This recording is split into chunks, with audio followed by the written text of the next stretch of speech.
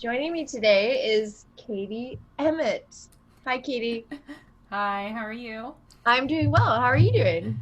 Pretty good. Good. Do you want to introduce yourself to the listeners today? Yeah, absolutely. So, my name is Katie. I am a psychic advisor and an energy healer, and I'm currently living in Raleigh, North Carolina. Awesome. Cool. Um, so the reason Katie is here today is because I just started following her on the Instagram and she does she is so cool. I just remember the other day I got to join one of her intuitive honing tests to see if we could pick the whatever you were holding or whatever you had chosen out of the 4 or 5 stones that were there. And that was so cool. So I was like, it would be really interesting to have her on the podcast. So tell us how you got here. Like, what is your background? How did you get to this? Yeah, well, it's been a long journey, my whole 20s. So I went to college for fine art. I was a painting major. And out of college, I did a lot of random things. I used to have a business making and selling hula hoops and teaching hula hoop dance. And Yeah. yeah. And then I worked at a wine and paint art studio. I managed that for a couple of years. Um, but really, it was more of like this internal journey that kind of got me to where I'm at now. So in my early 20s, I was in kind of an abusive, not kind of, I was in an abusive relationship. And when I left that, there was just so much healing I needed to do and like things I needed to face and unlearn and sort of rewire my brain and all this stuff. So I went through this very intense period of, having a lot of anxiety, a lot of depression, a lot of OCD, and just trying to kind of make sense of who I was again. And through that, I ended up connecting with a psychic medium, and she was also a counselor, and so I was working with her a lot. And she sort of helped me understand, like, oh, actually, okay, you're not just sensitive as people always say it, you're intuitive and you have psychic gifts, and you're an empath. And so that was like really eye-opening for me. I was like, okay, so there's like more here to this that I can explore. And I remember her just being like, do you know that you're intuitive or psychic or whatever? And I was like, no. but anyway, that sort of like started this whole like kind of snowball effect. Then my grandfather passed away and I really wanted to be able to communicate with him. So I really started to dive into that a little bit more. Then I was getting energy work done. And at the time I was trying really hard to develop my intuition. And so I had made this like conscious choice to listen to the messages I was receiving, internally. And as I was getting this energy healing work done it was a Kundalini Reiki healing session, I got this message that was like, you need to be doing this for yourself all the time. And I was like, really? Like, I always thought Reiki was just something that everybody does. And it's like, all the hippies do it, whatever. I was so skeptical. And I was like, okay, I guess I'm going to like listen to this and do it. And so the woman that I had been going to for healing work was offering a course. And so I was like, okay, I guess I'm going to take this course and see how it goes. And I took the first course and was like, oh my God, why have I not done this sooner? This feels so good to me. It's just like perfect. Yeah. It's exactly what I want to be doing. So I went through, I did other levels with her. There's different types of Reiki, which we can talk about later if you want to, but I did a Usui Reiki training, and then I ended up doing this multidimensional healing training with the psychic that I had mentioned previously. Basically, everything just sort of fell into place. I ended up quitting my job at the art studio and doing this full time right before the pandemic started. And so that's how I've gotten to where I'm at now, doing this full time. Doing like coaching, psychic advising, energy healing, teaching energy work, teaching intuition development, all that kind of stuff. That's so awesome. I say on my podcast a lot, like, if you had met me like 5 years, if you had asked me about this stuff, I'd have been like, nope, like, I don't know what this is. This doesn't make sense. to me. And then I don't know what happened. Like something kind of just like shifts in you where you're just like maybe your ego tells you that this doesn't make sense, but like your heart tells you it makes sense. Yeah. And so you're just like, I know this isn't supposed to make sense to me, but it does. Yeah. So I'm so sorry that you went through an abusive relationship. I feel like this is your silver lining though, like it's terrible that you had to go through that, but like do you feel like this is the thing, like you found your purpose, your path because of it? Or Oh, for sure. I don't have any like I'm at the stage now with it where I can look back and go like, yeah, obviously that was like horrible and I don't excuse that behavior, but there was a role that that had in my life. There was obviously like I chose that subconsciously for whatever reason because of stuff from childhood. They've gone through all this stuff to the point where I'm like, okay, that was just something that needed to happen to push me on a certain path. And I think I probably would have ended up here regardless of whether that happened or not, but it might have taken longer. It might have taken a different route. I just don't know. But totally. Yeah. I don't have any like bad feelings about it or anything at this point. It's I've come to a place of like very deep acceptance with everything. Yeah, totally. That's great. How do you know, like when you say intuitive, what does intuitive mean to you? Yeah. I would say intuition is like being able to really listen to your internal voice and your internal, like really listening to your heart. And even some people will say sometimes kind of like listening to your gut, like kind of that gut instinct. But the thing is that like we have to also be really aware that we're not listening to ego or fear or anxiety, and that like we're actually like communicating with our soul and like our connection to everything. So what I typically explain to people about intuition is that it's like really deeply connecting with your soul and then communicating with I don't know, sort of like source energy. I like to think of it as kind of like a field of like everything that is. And so like when we can kind of connect with that, we can get answers for things.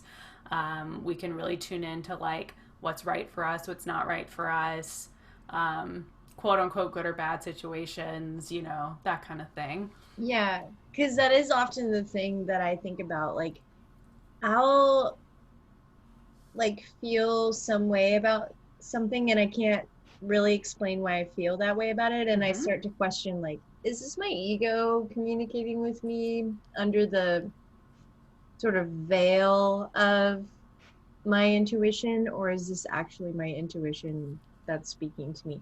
Is there like a general way of knowing which is which? Oh yeah, this is like probably one of the most common questions I get as a teacher.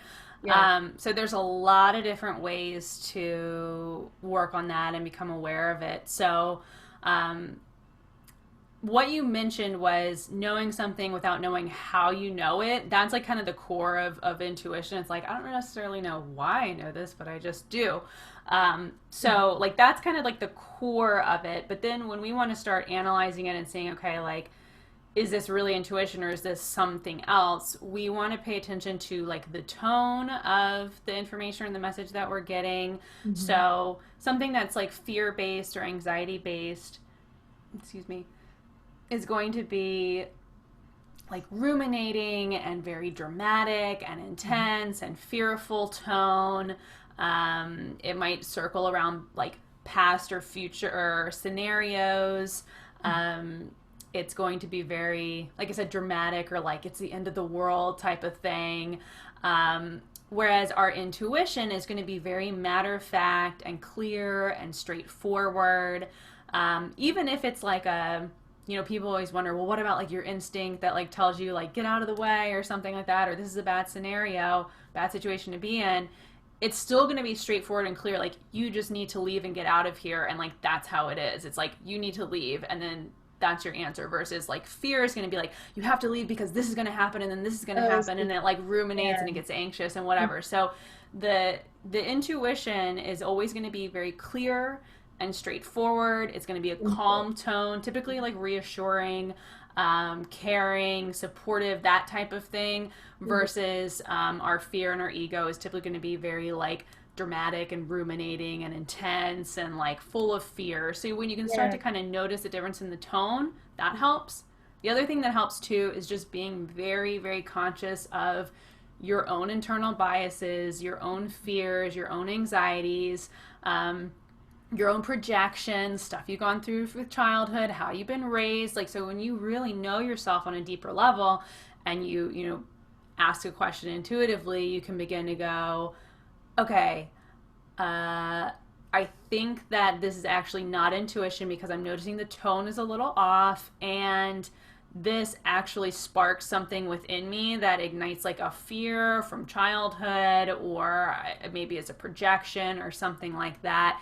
And then you can start to reevaluate and go, okay, I don't think that was necessarily intuition, so let me like kind of take a step back and try again. Does that make sense? Totally. Yeah. I actually did an episode like a few episodes back about the ego and just like what that is and like how to have a relationship with your ego where you're just like really aware of it. Because it's tricky. It makes you think that you are that, but you're not. It's completely separate from you, and you is the intuitive part of you. You can listen to that part of you while also separating yourself from the ego. But that's so hard because you have to really work on being aware. I call mine Carla. Nicola Pera, the holistic psychologist, she says in her book, the first thing you should do is like name it. So that's what I did. Carla. Yeah.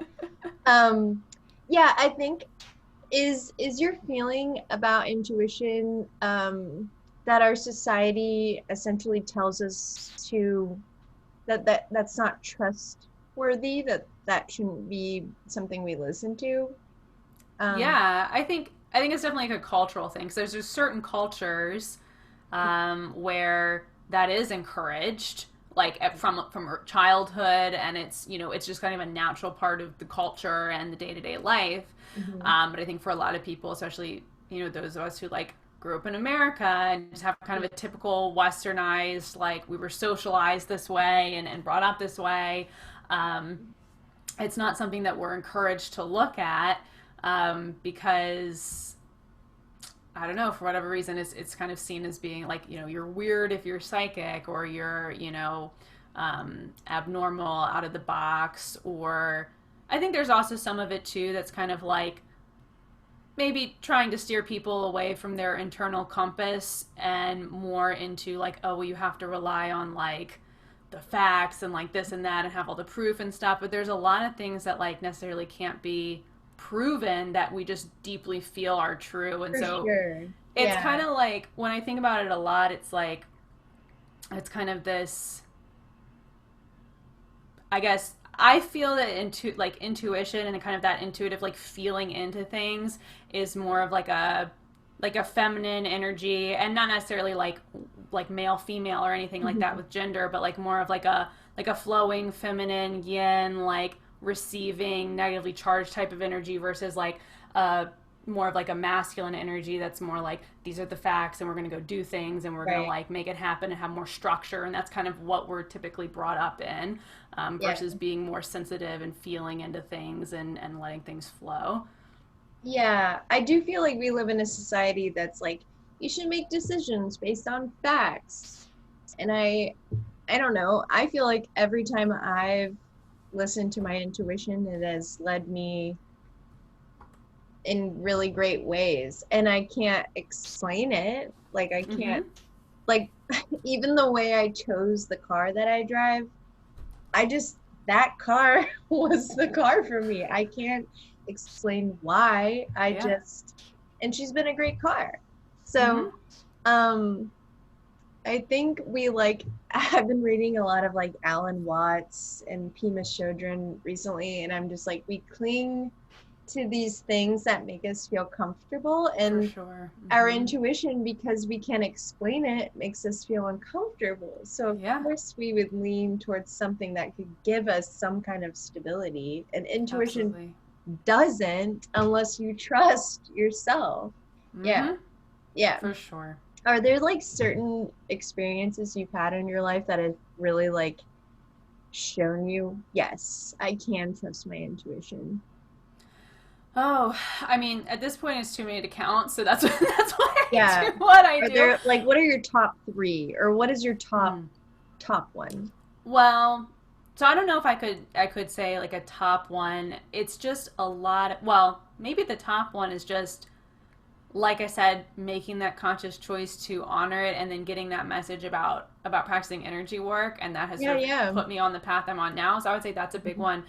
But for me, when I chose to start living my life more intuitively, it was just a lot of little things that sort of added up to allow me to trust more deeply. Not necessarily any type of big events or Right. anything like that. It was just the day-to-day stuff of like, listening to my body about what does it want to eat, Mhm. listening to my body about how much like water it needs or what supplements it needs or what clothes do I want to wear to this thing, Mhm. or who do I like become friends with, how do I like pick up on their energy and how I interact with them.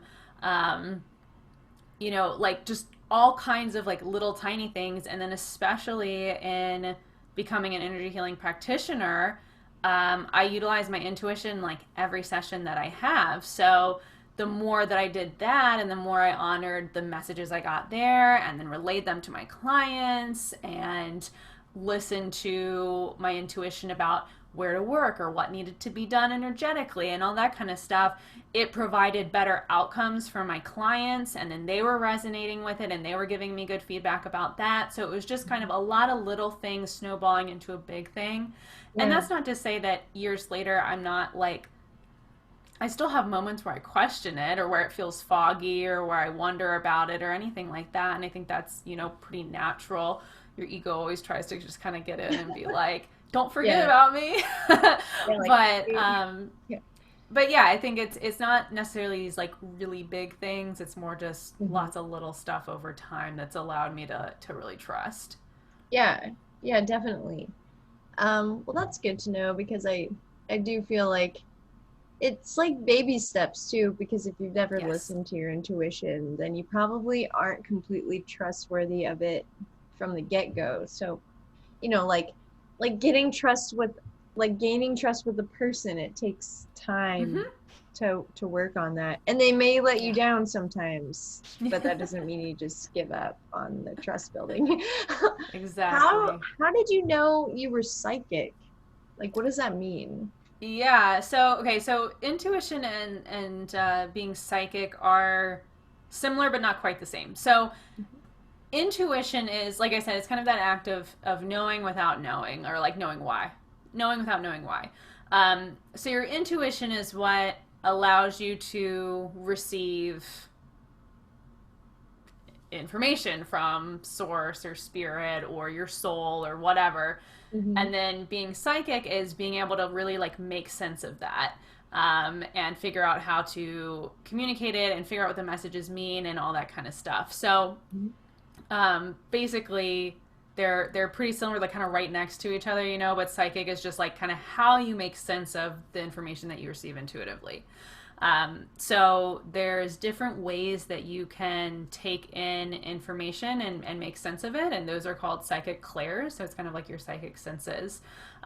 So just like we have physical senses like touch, taste, smell, sight, hearing, whatever, we have psychic ones, that we use to make sense of the intuitive information that we receive. But going back to what your actual question was, which was how did I know? Um, so like I've always been super sensitive, but didn't have like a understanding of why or what that meant or anything like that. And I can think of a few times throughout my life where I knew things without knowing how I knew them and different stuff like that, but I didn't know how to make sense of anything like that.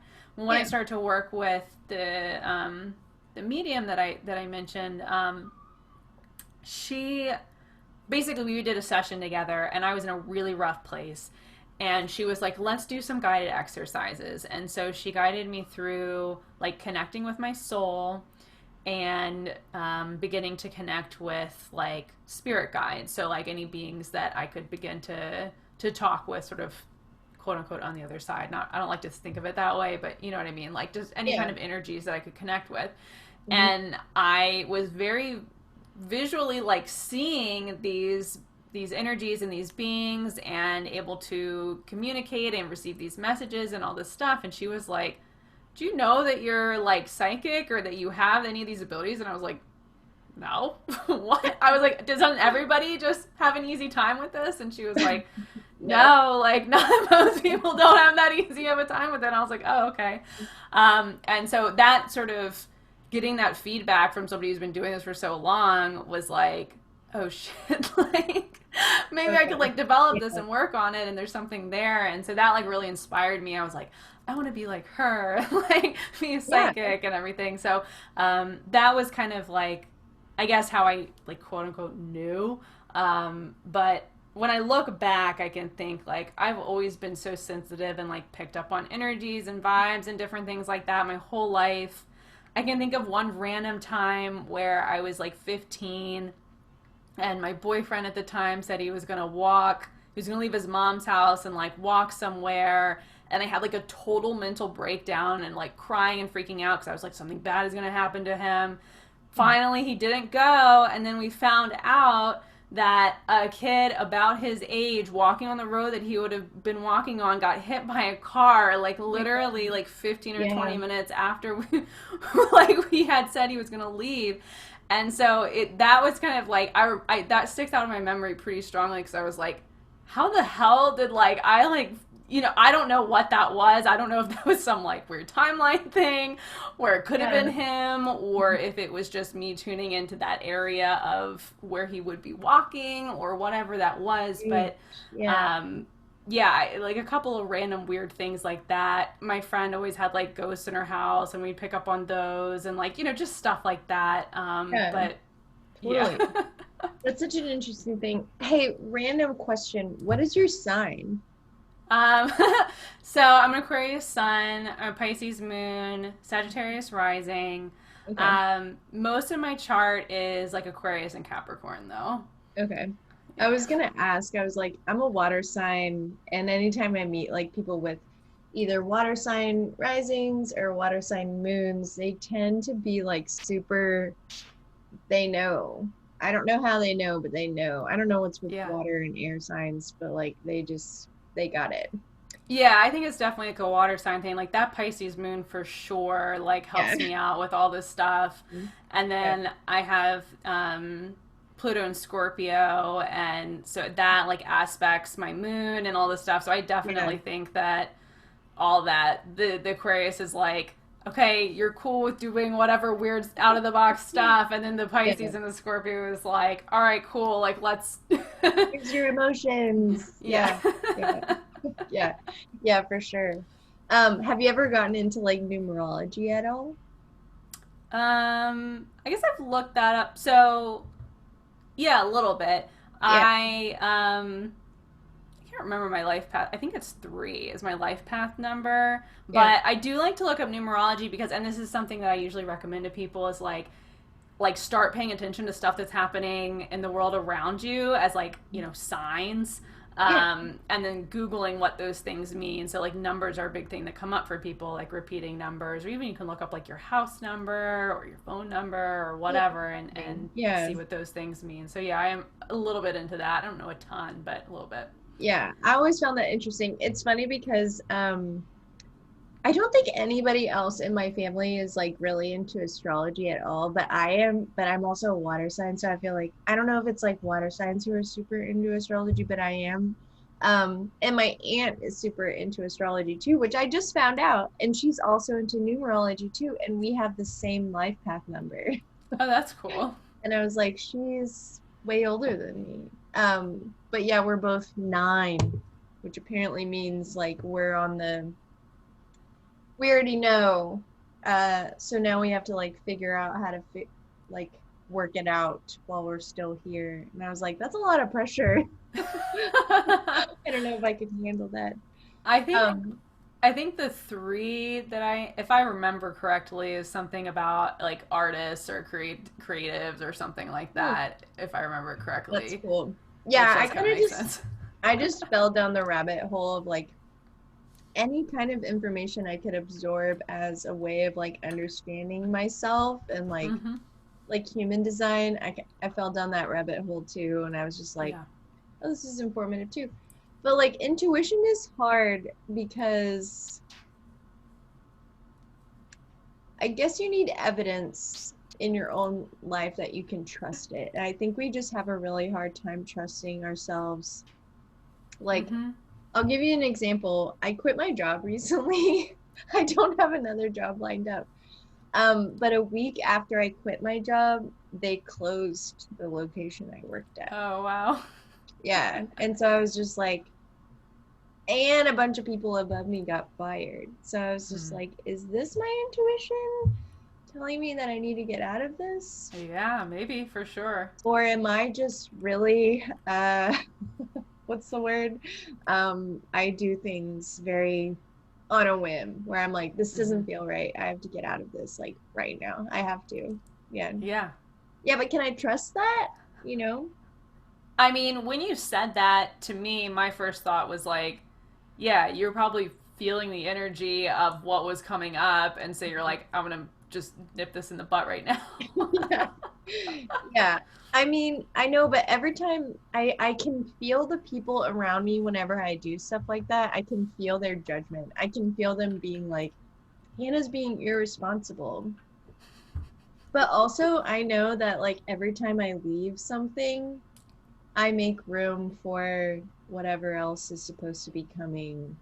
You know what I mean? Yeah, Like if for I were to sure. cling to that job, what were the consequences of that? You know? Yeah. Yeah, so, well, a couple of things. Well, one is just to circle back to what we were talking about as far as culturally, like ignoring our intuition and stuff. I think a lot of people do push down their intuition and what they're kind of even what they're feeling in their gut because they want to be polite or they want to be people Mhm. pleasing or Yeah. whatever. And so that's a big thing too. So when you can be in like a situation that's not so good and then you're just like, oh, I think because I don't want to be judged or because I want to be polite or I want to be nice, I'm just going to like sit through it even though everything is telling me to like get the hell out of here. Yeah. So that's a big thing too. But um, as far as trusting it goes, there's a couple things that I recommend to my students typically. One is to just start making small decisions every day based on your intuition instead of based on like logic or fact. Mhm. Um, and then see how that goes for you. And just small like day-to-day stuff like what you eat or what you wear or how the order of that you do things or where you go, who you talk to, stuff like that. And then just see how your day plays out when you make decisions from an intuitive place versus a logic place. The other thing that I recommend is that when you do make slightly larger decisions, like based on your intuition and what you're really feeling into, like keep a journal or notes in your phone or something on your Mhm. computer and go, okay, I made this decision based on how I felt and my intuition. Um, I don't necessarily know why, or maybe you do know why, and you're sort of going on a feeling, whatever it is. Write down all the information about it, all the details, and then come back to it and see how it played out. Like, did it work or Yeah. did it not work out?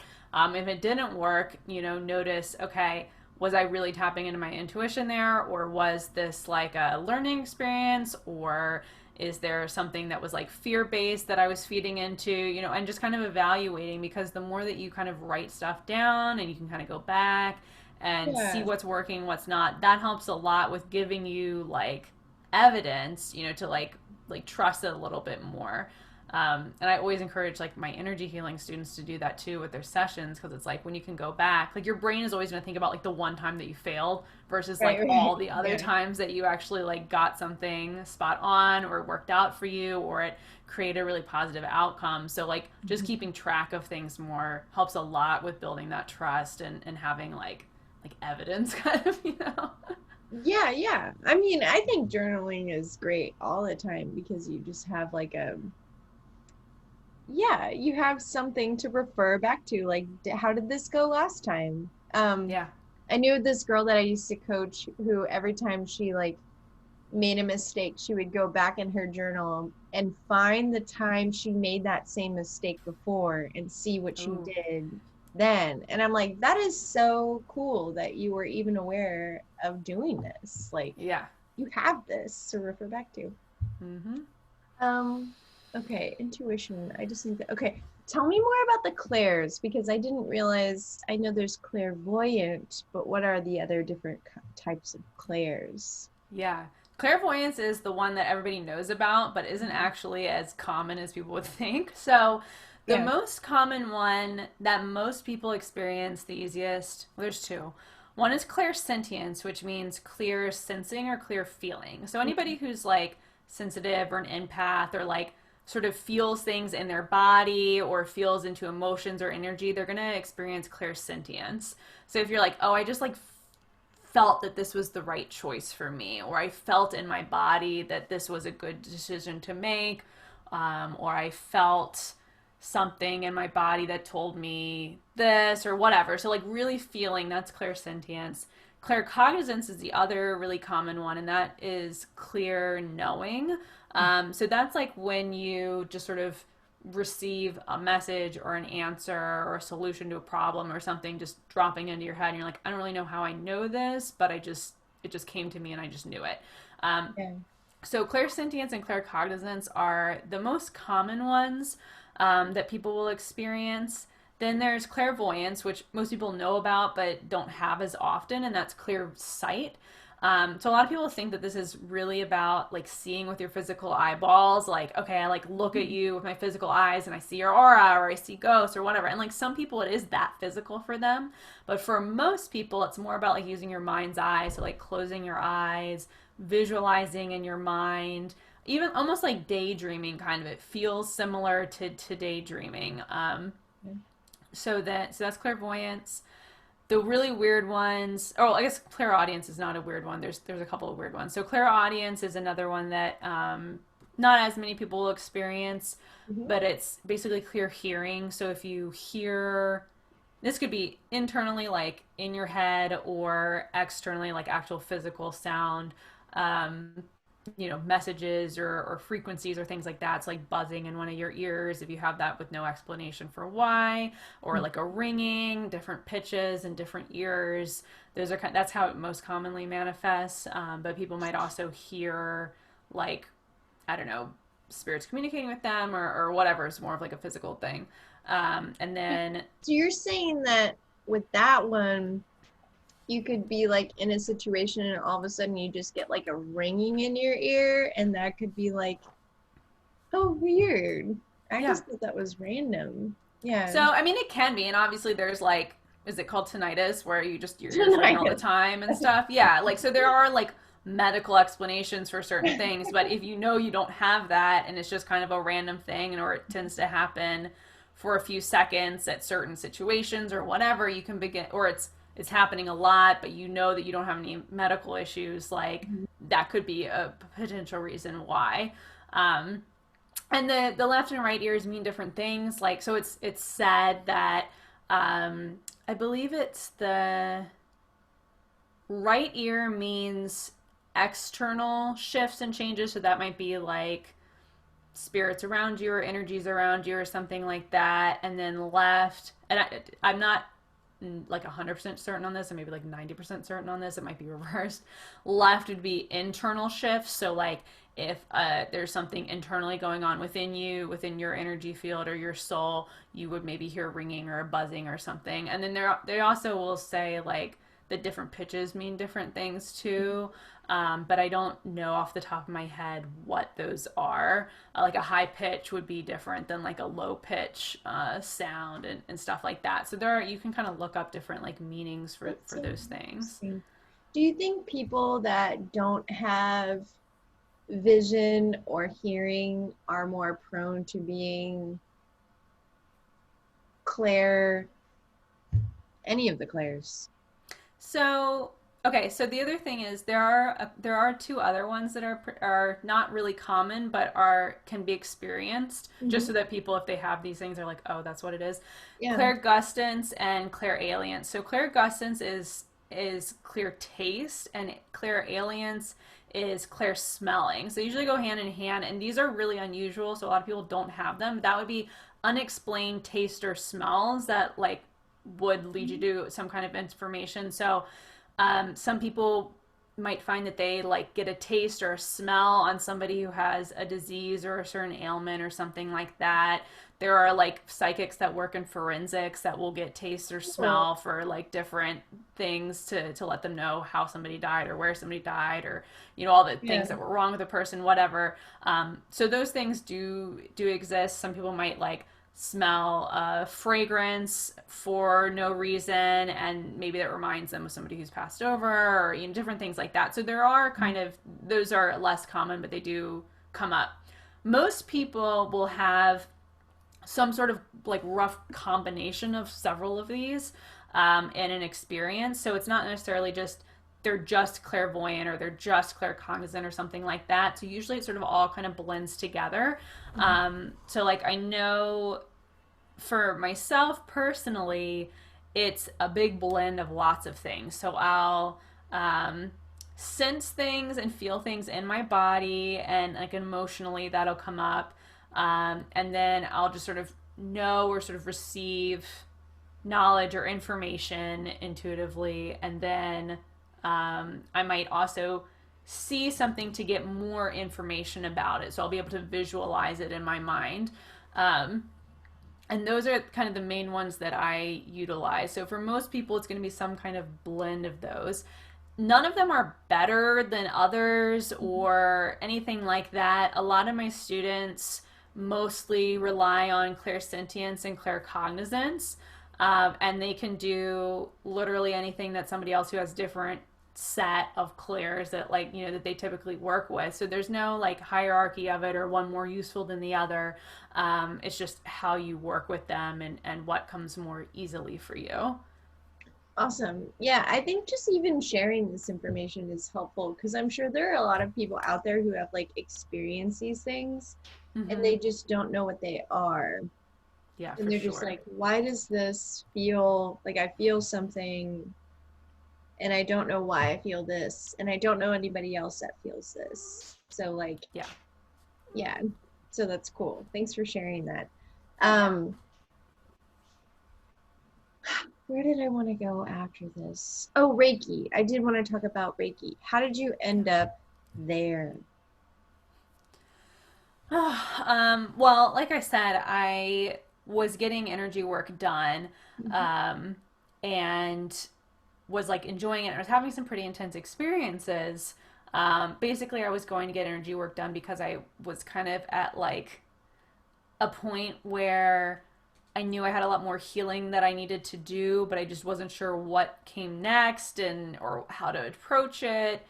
Therapy wasn't quite like getting there, and I was just like, okay, I'm just going to try a bunch of different things and see what works. Yeah. At the time, I just really felt, at that time when I was doing that, I felt that I had a lot of like residual like physical trauma stored in my body that I just didn't know how to move, and so I was hoping that the energy work would help with that. And it did, but honestly, I ended up learning a lot of other techniques that did help with moving that energy like much later. But regardless, I started getting energy work done. I was having some very intense sessions. I was having a lot of different physical sensations during the healings. I would twitch. I would have, my muscles would spasm. My organs were like spasming and twitching. I would get chills, hot or cold, changes in pressure, all this kind of stuff. And anyway, it felt like it was doing something for me. And then that was when I got that message of like, you need to be doing this all the time for yourself. And so that's when I started taking these courses. And then it just sort of snowballed. And like I said, it wasn't something that I thought I would ever do or that I ever saw myself doing, but I'm glad that I listened to it and was just like, okay, let's see what happens. Because it just it came really naturally for me. It felt right. I was very inspired by it and excited by it. Like I hadn't been about anything in a really long time. And so it all just sort of fell into place after that. Until where I was like, okay, this is really having a positive effect on me. I want to practice it on other people and help them. And then it really turned into, I want to like teach people how to do this for themselves. And so now I'm doing a lot of teaching and all that. Yeah. Yeah, that's awesome. Tell us, for the listeners who don't know what Reiki is, what is Reiki besides just being like a healing practice? Yeah, absolutely. So Reiki is a Japanese term, and it basically represents earth energy and heaven or spirit energy. So the idea with Reiki is that you are channeling, so you're sort of like a clear open channel. You're calling in earth and spirit energy and then allowing it to flow through you, either flow through you for yourself healing or flow through you and into another person for healing somebody else. So at its core, like that's what it is. There's a lot of different lineages or like types of Reiki. Like I said, Reiki is a Japanese term. It basically started by, people have been doing energy work for like literally since the dawn of time. Early 1900s, this man, Dr. Usui, which I don't think he was actually a doctor, so a lot of people just call him Sensei Usui. He was like, okay, I want to find a way to work with energy healing that can be worked on by like the masses and is easy to explain to people and teach and practice and whatever. And so he sort of rediscovered this way of working with earth and spirit energy and created Usui Reiki, which is kind of the traditional like Japanese Reiki. So that spreads, comes to the West, spreads, and then ends up getting very kind of like diluted, as those things often do. And the kind of traditional Japanese way of working is very different from the kind of westernized way of working. All these other types of Reiki are created. So that's what Kundalini Reiki is. It's not connected to Kundalini Yoga or anything like that. It's a man, Ole Gabrielsen, who lives in Denmark, created Kundalini Reiki and some other different types of Reiki. I think it's like one gold Reiki, copper Reiki. I don't know. There's a bunch of different kinds. I was like, so Kundalini Reiki is one of his things he's created. Now with Kundalini Reiki, the idea is that not only are you working with earth and spirit energy, you're also working with and activating your own Kundalini energy, which is like basically your own life force energy. And when you work on somebody else, you're also activating their life force energy as well. So instead of just those external energies, it's also the internal life force energy of each person is activated. So that's the primary difference. Does that answer your question? I could talk about this stuff all day. There's a lot to it, but here's a more specific question about Reiki. Your chakras and your energy channels, like what are those? So chakras, like that traditionally, that's a tantric yoga tradition, right? So it's South Asian, and they have had this philosophy around for like thousands and thousands of years. So this is like very, very ancient. But the idea is that we have a lot of little nadis, so like little tiny points of energy, little channels throughout the entire body. And where those come together, we have a chakra. So in those areas where there's a lot of energy coming together, that creates a chakra.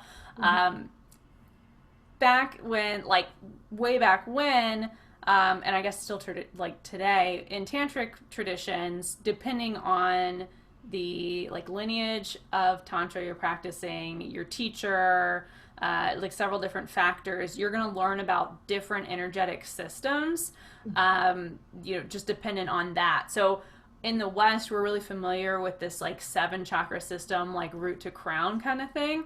Yeah. And that was actually sort of adapted from this like treaty or something, like a government document, and like loosely translated, and then New Age people in the West sort of like ran with it and create all these associations and whatever. So traditionally in like in Tantra, the chakras were used more as like a prescriptive, I don't know, way of healing the body. So like your guru, your teacher would say, okay, you're going to focus on this very specific particular point in your body. Like maybe it's your spleen or something, like a little energy spot there. You're going to visualize this particular flower or mandala or something. And then I'm going to give you a chant or like a syllable or something to do to activate it. And then you're going to do this breath work and these poses. And then this is going to like bring you a specific type of healing. So it's like prescriptive like that. The only associations that they really had, like, so now we like a lot of times in Western culture we're talking about like, oh, root chakra means physical safety and physical health and like related to sex and like, all that, the color red and like whatever. They didn't really have those associations. It was more like they would have different associations with earth elements like earth, air, spirit, water, whatever. But they didn't really have those same type of associations. It was more just like, you're going to focus on this area to bring healing to your body and that kind of thing. And actually, traditionally in Japanese Reiki, they don't use chakras at all. They use an energy system that is focused on the hara, which is like your life force energies in your abdomen. So there's a lot to all of this because and it's a lot of like blending of cultures and things overlapping and whatever. But to put it simply, a chakra is simply an area of your body where there are a lot of energy channels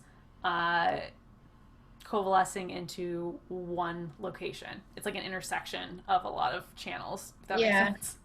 Yeah, I've like I did like some research on like Ayurveda and all that, and they talk a lot about the chakras too. And I know like a lot of astrologists who will say that if you're feeling like sick in your throat or whatever, that means that your throat chakra is blocked and that you need to do something.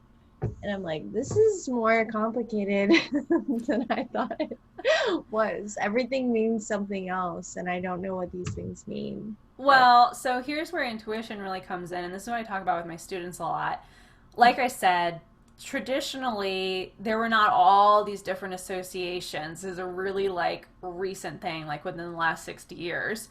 Yeah. So what I typically encourage my students to do is not think about like, oh, my throat hurts, my chakra's blocked, I have to do something for my throat or whatever.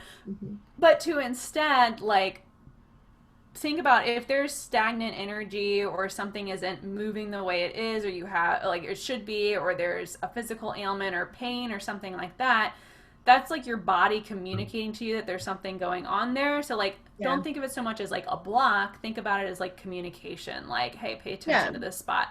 The other thing that I also talk to my students about is like, you don't have to remember, like, I don't really think there's a point to remembering all these associations because I honestly think that it's changeable based on who you are and where you're at in your life and all that kind of stuff. So that's where it's more like you want to pay attention to your intuitions. Like, for example, like the example of the throat you gave, let's say your throat hurts or it feels clogged up or blocked in some way and you feel like something's not quite right there. Like, taking time to meditate and connect with your body and ask your body, what is this? Why is it here? And what can I do to support you to heal this is going to be way more valuable than Googling what's the energetic meaning of my throat being blocked or whatever. Because really what I encourage people to do is focus more on their internal compass and their intuition, because they're going to like learn a lot more that way, because not everything is the same for every person. It's like so unique to you because energy is so changeable and it's unseen and all that kind of stuff. I totally agree. I think like I come from like a nutrition, like psychology background, and so I often like tell, like I've been a health coach for a while now, and like one of the things I often tell people is like our bodies are so smart. Like their last resort is to show you in a physical way that something is going on. So like I've been getting a lot of like shoulder, like I'm pretty sure I have like shoulder bursitis, and whenever it acts up, I'm just like, it hurts. What can I do for like the physical pain? And I'm like, Hannah, it's not this is the last resort. What's actually going on here? I mean, it could be actually a physical thing. Like maybe I bumped into something, but I'm pretty sure it's like something else I'm not dealing with. And my body is like, hey, look at this. What's going on here? You know? Yep. Yeah, they're super smart, but we live in a culture that likes to treat things for their physical, like, oh, I have a headache, let me just treating the symptoms and not the root cause. What's the root here? There's something else. And then, you know, later down the line they get really ill and they're like, what happened? And I'm like, well, you were ignoring all of the signs your body has been trying to tell you. Okay, so the last question I have is, what is multidimensional healing? I'm so curious. Yeah. So this is actually a energy healing modality that the medium I mentioned developed herself. So to reel back just a second, I did mention how it's possible to create your own energy healing systems, and plenty of people do it all the time.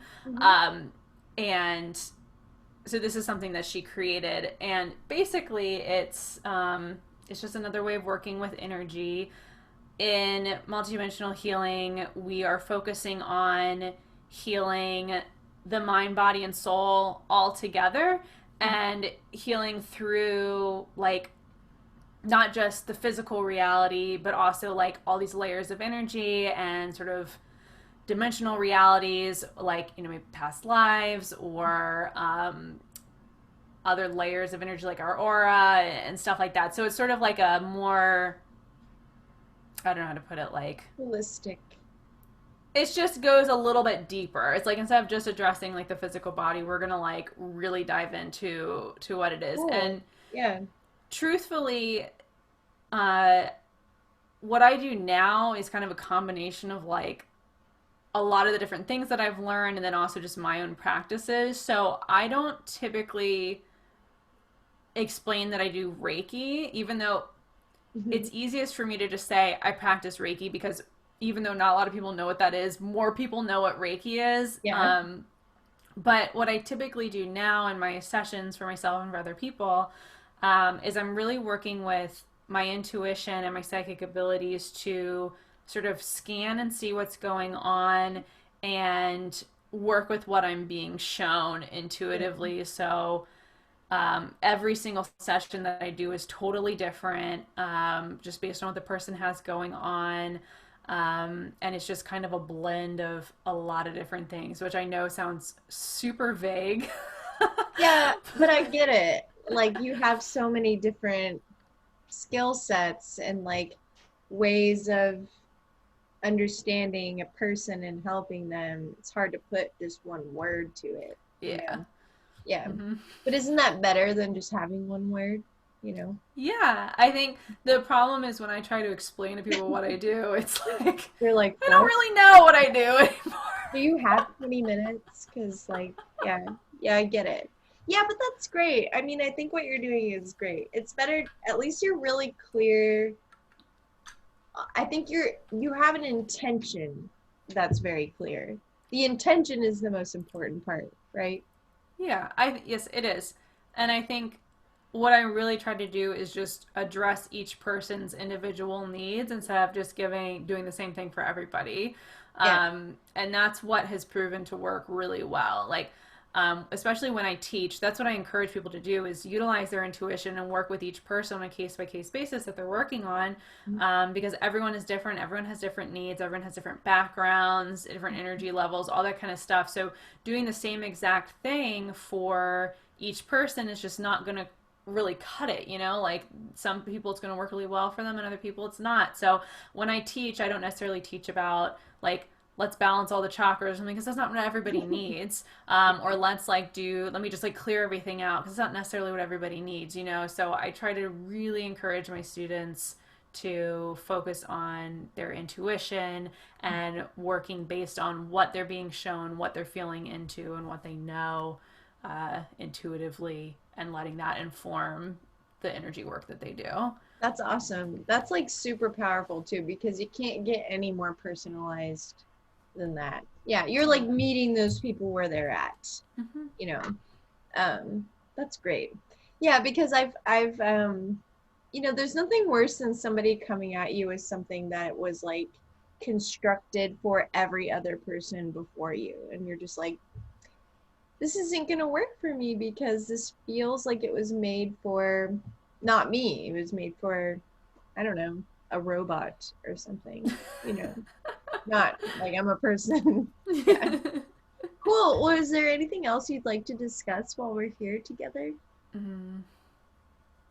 No. Do you think there's something that's misunderstood about, because I'm with you, I do think after I've learned about myself the past few years, I realize that I am like a highly sensitive person and somewhat empathic. Do you think there's something that is misunderstood about people who follow their intuition who are more empathic than other people?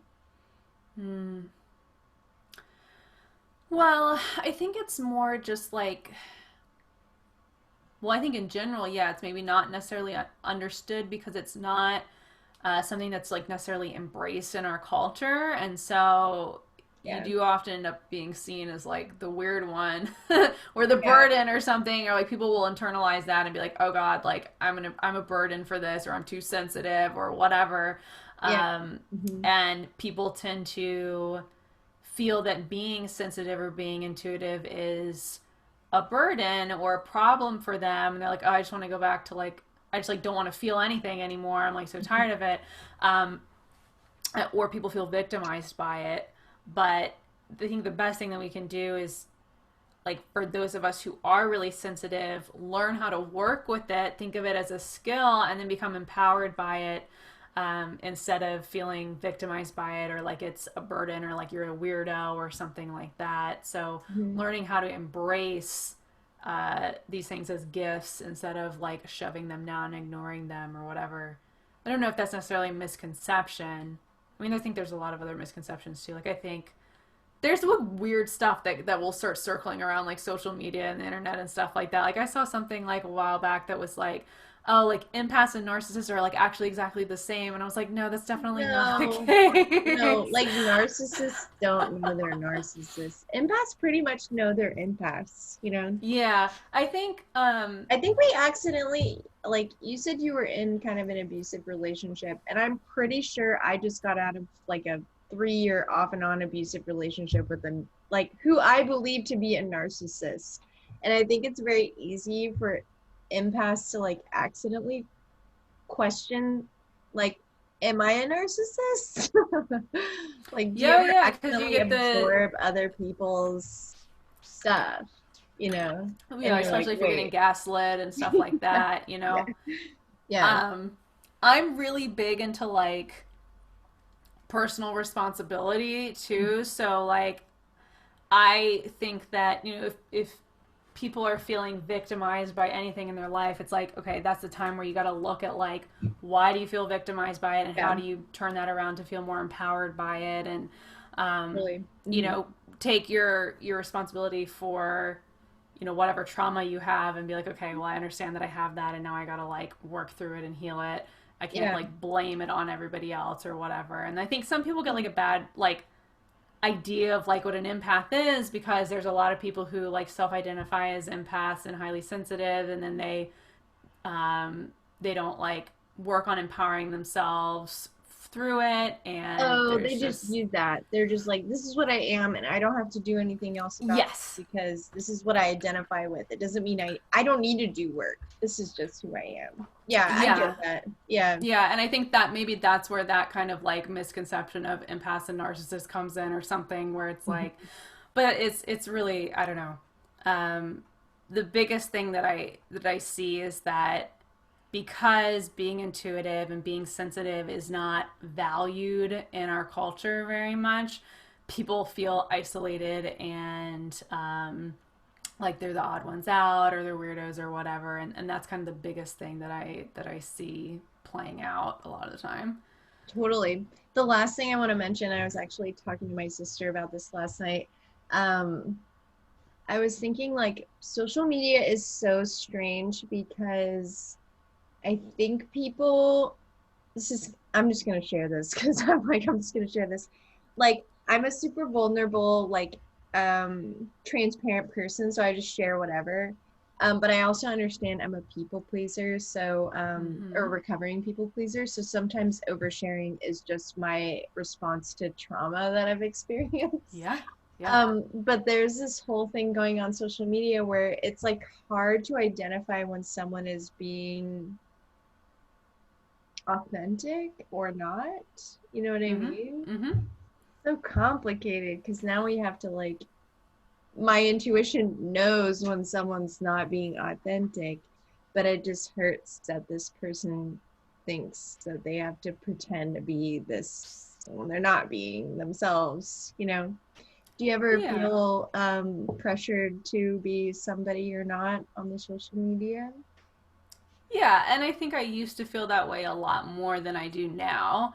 A big thing for me was, like, I also understand that I'm recovering people pleaser, that I have, like, different things that happened through my childhood that have led me to want to be liked and want me to, like you were talking about, oversharing because it feels comfortable or oversharing as a response to something or to try and trauma bond with somebody right away and have a deeper connection and stuff like that, versus just letting things sort of naturally play out the way they need to. So my biggest thing, and I've been working on this the last year, is I think about, why am I posting what I'm posting?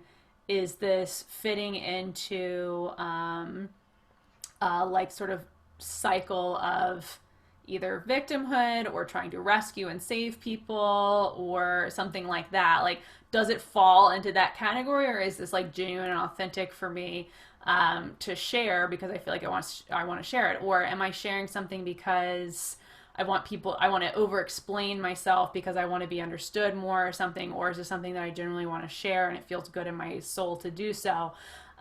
So I've just been focusing on that for myself in terms of what I share online and what I feel comfortable with. I used to share a lot about the abusive relationship that I went through, and I don't anymore because it comes from a place of like victimhood and over explaining, like, I'm this way because I went through this, and I'm not this way because I went through this. I'm this way because I am who I am and stuff. So it's definitely shifted what I put out into the world. I think inevitably with social media, especially if you have a business on social media, you do have a filter, because if you have a business, it's like, I'm the front of the business and like, all that kind of stuff. So there's a lot of different like complexities and layers to it, but I just try to think about for myself, is this authentic and true for me? And where is the reason that I'm sharing this? Is this to educate? Is it because I want to rescue or save somebody, which then I'm not going to do that? Is it because I want to play out like a victimhood role or get sympathy? Then I'm not going to do that. Is this because it just feels good to like get off my chest and like be accepting of it? Then okay, I'm going to do that. Does this feel really good within my body and my soul? Yeah, okay, then I'm going to do that. So I just focus on that for myself. And then try not to worry about what other people are, if they're doing that or not. Yeah, because like I'm such a blip. Like you have like a bajillion followers, but like I'm just a blip. But what's interesting is like I lose followers every week, but then I like gain the followers. Yeah, I do too. And I'm just like, all right, well, at least people don't like me enough to leave, and like people like me enough to join back. So, but like the people pleaser in me is like, Hannah, don't look at this data. Like, stop looking at this. It's not good for my mental health. Well, from a social media marketing standpoint, you have to think about it as like, okay, the people who are leaving were not going to be clients or customers or loyal followers or loyal listeners in your case for your podcast or anything like that. So that's okay. We let them go. And then what we end up with is a more concentrated following or community of people who are going to be engaged and really enjoy what I do. So I try to think about it like that. Like, let the dead weight fall off, and then the people who are generally here, like, that's good. But I get it, because, like, yeah, I lose followers all the time, and often I'll go through phases where I am losing more than I'm gaining, and I went through that for a long, long time, and now it's finally sort of shifting with reels and all this kind of stuff. It's shifting the other direction, but I also pivoted my Instagram multiple times, and that creates its own like weird situation as far as follower accounts go and stuff like that. But really, like, followers is more of like a vanity metric. It's more about like the engagement that you get. It's really, and reels, I don't know if it's because I'm like 33 and I just don't get it, but I'm just like, wait, what are reels? I don't. I love to make them because what do I do? I don't understand. They're so fun. It's way I like to be your reels. Yeah. I like a way to be educational. Stuff, or like, yeah. I watch a lot so that I can get ideas, and then I have a little notes folder on my phone of ideas, and I save audios, and I use that for inspiration, and I save different ones for inspiration, and then I'll make them. But I really enjoy making them. I think they're fun. And right now they're really being prioritized. So people who are making them and posting them every day, or at least, 4 a week or something, are getting shown in the algorithm. So it's a really easy way to get new followers. Now we're really going off topic of the whole podcast. No, it's totally, I totally get, but you run a business, and you're an intuitive person who runs a business based on your intuition. So I feel like this is important for people who are like, how can I get in this like healing industry while also running a business? It's tricky business. You know? Well, cool. Well, thank you so much for being here today. It was an absolute pleasure speaking with you. It was great. I'm actually, after our interview, I'm going to drop your links on the for the listeners to check you out on the internets and such. So thank you again so much for being here. You're welcome. It was a pleasure.